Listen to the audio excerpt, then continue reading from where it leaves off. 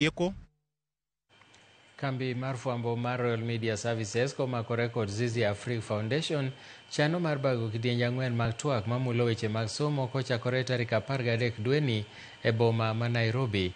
Koloso e kinde yango chenrono e lok tich mar Royal Media Services, Director mochung' ne kidieny mar weche manyien Linus Kaikai okoni twak makamano biro nywando jopiny, apisa mag sirikal, jotend riwruoge, jopuonj kod jokanyo mamoko kaka yor fuono ne jopiny weche ma gin godo e chunygi.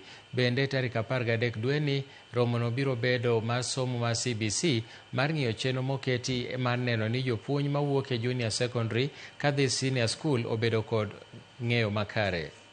Sekta ya elimu kwa sasa hivi yanahusunisha watu wengi nchini Kenya.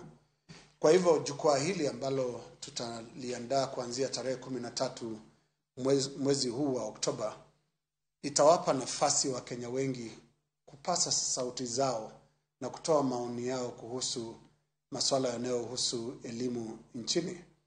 Je, ni vipi kurekebisha masuala hayo ambayo hajaenda vizuri? Ni vipi kuendeleza yale ambayo yanaendelea vyema?